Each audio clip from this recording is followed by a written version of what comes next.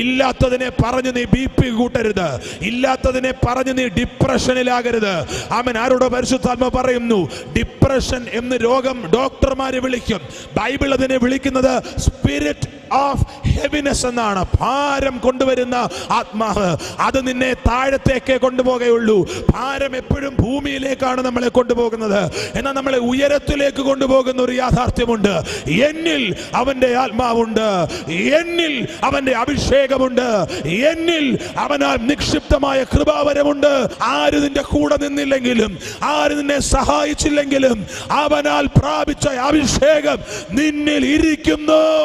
സഭയെ, കൃപാവരം കിട്ടാനല്ല ഉപവാസ യോഗം.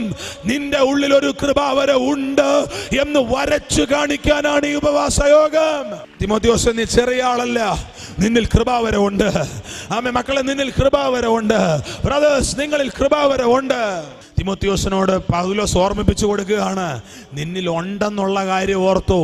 നിന്നിലുണ്ട്.